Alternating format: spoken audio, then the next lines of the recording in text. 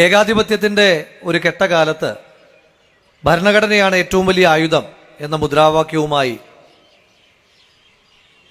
പാലക്കാട് ജില്ലാ youth Congress committee നടത്തിയ ഈ സമ്മേളനം, ആ സമ്മേളനത്തിൻ്റെ രാഷ്ട്രീയം വളരെ വിശദമായി തന്നെ ഉദ്ഘാടകനും മുഖ്യപ്രഭാഷകനും സവിസ്തരം ഇവിടെ പ്രതിപാദിച്ചു കഴിഞ്ഞു.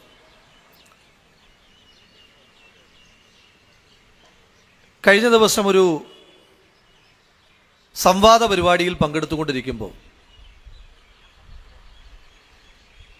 ഇടതുപക്ഷത്തിൻ്റെ ഒരു പ്രതിനിധി പറഞ്ഞു, RSSന്റെ ഒരു പശ്ചാത്തലമെന്ന് പറയുന്നത് ഈ രാജ്യത്ത് ഗർഭിണിയായ സ്ത്രീയുടെ നിറവയറ്റിലേക്ക് ശൂലമാഴ്ത്തി ഇറക്കി ആ ഭ്രൂണം കുത്തി നിർത്തിയതല്ലേ എന്ന് പറഞ്ഞു. അത് തർക്കമായപ്പോൾ എൻ്റെ അവസരം വന്നപ്പോൾ ഞാനത് വളരെ കൃത്യമായി അത് ആധികാരികമായി തന്നെ സമർത്ഥിക്കുകയും ചെയ്തു. ആ നിമിഷം തന്നെ BJPയുടെ പ്രതിനിധിയായി കടന്നു വന്ന അയാൾ ചോദിച്ചത്, അതുമായി ബന്ധപ്പെട്ട ആധികാരികമായ ഒരു രേഖ നിങ്ങൾക്ക് സമർപ്പിക്കാനുണ്ടോ?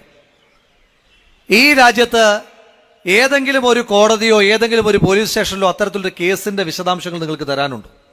ഒന്നും വേണ്ട. ഈ രാജ്യത്തെ വിവര സാങ്കേതിക വിദ്യയുടെ ഏറ്റവും നൂതനമായ ഈ കാലഘട്ടത്തിൽ അത്തരത്തിലൊരു ഡിജിറ്റൽ ഡോക്യുമെന്റ് നിങ്ങൾക്ക് കാണിക്കുവാൻ കഴിയുമോ എന്ന് ചോദിച്ചു. സ്വാഭാവികമായി ഈ വിവരത്തെപ്പറ്റി ആധികാരികമായി ബോധ്യമുള്ള ആളുകളെന്ന നിലയിൽ അപ്പോൾ തന്നെ കയ്യിലുണ്ടായിരുന്ന മൊബൈൽ ഫോൺ വെച്ച് നമ്മളിത് സെർച്ച് ചെയ്ത് നോക്കി. ഇപ്പോൾ നിങ്ങൾക്കും അത് പരീക്ഷിച്ച് നോക്കാം. വിവര സാങ്കേതിക വിദ്യയുടെ ആധുനിക കാലഘട്ടത്തിൽ നമ്മൾ സെർച്ച് ചെയ്യുന്ന ഒരു സംവിധാനത്തിലൂടെയും നമുക്ക് അത്രമാത്രം ബോധ്യമുള്ള ഗുജറാത്ത് കലാപകാലത്ത് ഗർഭിണിയുടെ നിറവയറ്റിലേക്ക് ശൂലമാഴ്ത്തി ഇറക്കി ഭ്രൂണം കുത്തി നിർത്തിയ വാർത്തയുടെ ആധികാരികമായ ഒരു വിവരവും ഇന്ന് ഈ രാജ്യത്ത് ലഭ്യമല്ല. പുതിയ കാലഘട്ടത്തിലെ ഫാക്ട് ചെക്കേഴ്സ് എന്ന് പറഞ്ഞ് കടന്നു വരുന്ന നിരവധിയായ സംവിധാനങ്ങളുണ്ട്. ആ സംവിധാനങ്ങൾ അത്രയും പറയുന്നത് അത് തെറ്റായ വിവരമാണ് എന്നാണ്. ഈ നാട്ടിലെ കോടതികൾ പറയുന്നത് അങ്ങനൊരു കേസിൽ ആ കേസ് അവസാനിപ്പിക്കപ്പെട്ടു എന്നാണ്. നിങ്ങൾ തിരിച്ചറിയേണ്ടത്, ഈ രാജ്യത്ത് അതിക്രമം കാട്ടുവാൻ മാത്രമല്ല, ആ അതിക്രമം ഈ രാജ്യത്തിന്റെ ചരിത്രത്തിൽ എവിടെയും അടയാളപ്പെടുത്തിയിട്ടില്ല എന്ന് ഉറപ്പ് വരുത്തുന്ന തരത്തിലേക്ക് രാജ്യത്തിന്റെ സംഘപരിവാറിന്റെ ഫാഷിസം വളർന്നു കഴിഞ്ഞിരിക്കുന്നു എന്ന യാഥാർത്ഥ്യത്തെയാണ് നമ്മൾ തിരിച്ചറിയേണ്ടത്. ഏതാനും ചില വർഷങ്ങൾക്ക് മുൻപാണ് ഗുജറാത്തിലെ ഒരു സ്കൂളിൽ 9ാം ക്ലാസ്സിലെ സാമൂഹ്യ പാഠ ചോദ്യ പരീക്ഷയിൽ അതിൻ്റെ ചോദ്യമായി വന്നു, മഹാത്മാഗാന്ധി ആത്മഹത്യ ചെയ്ത വർഷം ഏതാണ് എന്ന്. ആ ചോദ്യത്തെ കേരളത്തിൻ്റെ പ്രത്യേകമായ രാഷ്ട്രീയ പശ്ചാത്തലത്തിൽ ഇരുന്നുകൊണ്ട്, ഉയർന്ന രാഷ്ട്രീയ ബോധ്യത്തിൽ ഇരുന്നുകൊണ്ട് നമ്മളതിനെ പരിഹസിച്ചു വിട്ടു.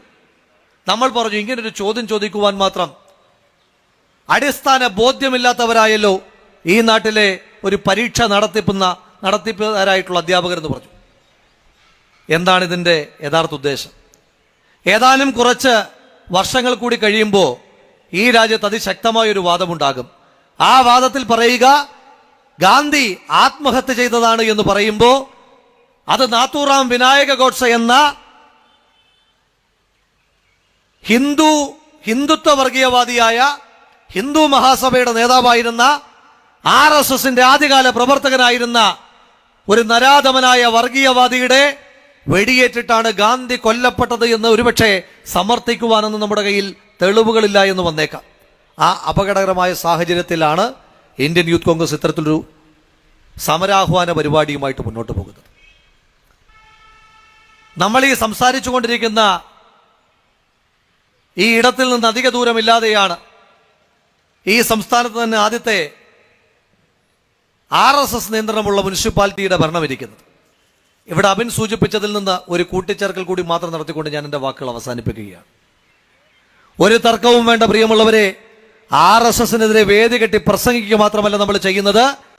2026 നടക്കാൻ പോകുന്ന കേരള നിയമസഭാ തെരഞ്ഞെടുപ്പിനേക്കാൾ ഈ പാലക്കാടിന്റെ മണ്ണിൽ നിന്നുകൊണ്ട് പറയുവാൻ ആഗ്രഹിക്കുന്നു, അതിനേക്കാൾ ആത്മാർത്ഥമായി ആവേശമായി നമ്മൾ കൈകാര്യം ചെയ്യുവാൻ പോകുന്നത് 2025 ആണ്ടിലെ തദ്ദേശ സ്വയംഭരണ സ്ഥാപനങ്ങളുടെ തിരഞ്ഞെടുപ്പായിരിക്കും.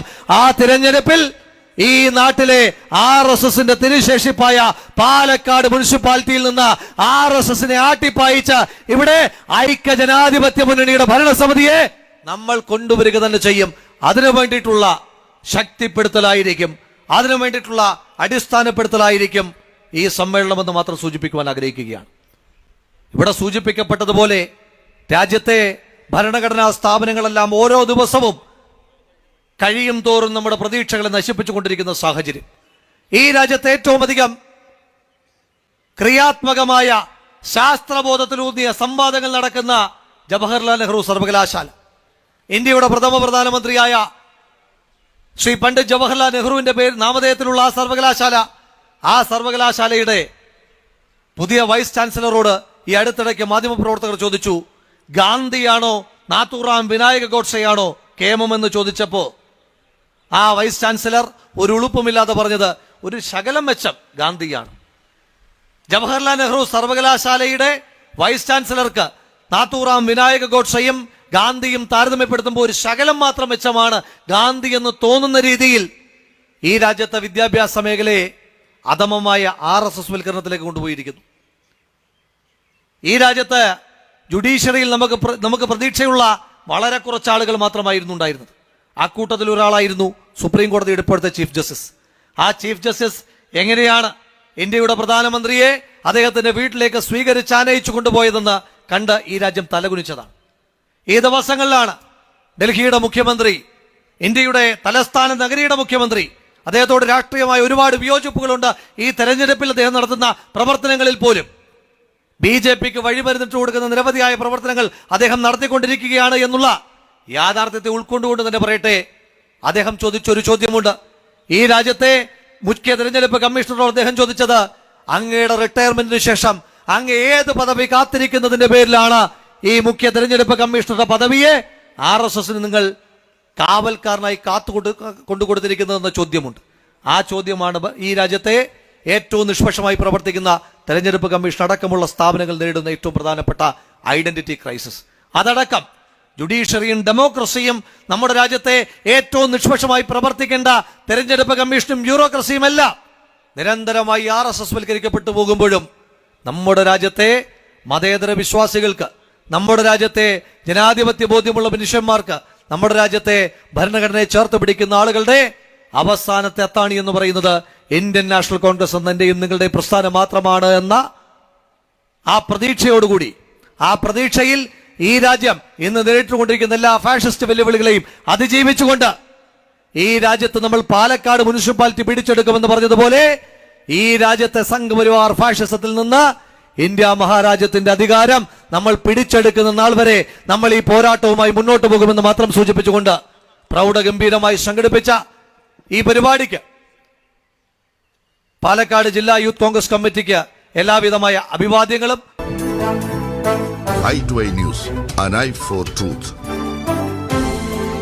i2i News സബ്സ്ക്രൈബ് ചെയ്തിട്ടില്ലാത്തവർ ഇപ്പോൾ തന്നെ സബ്സ്ക്രൈബ് ചെയ്യുക. നോട്ടിഫിക്കേഷൻ ലഭിക്കുവാൻ ബെൽ ബട്ടണും അമർത്തുക.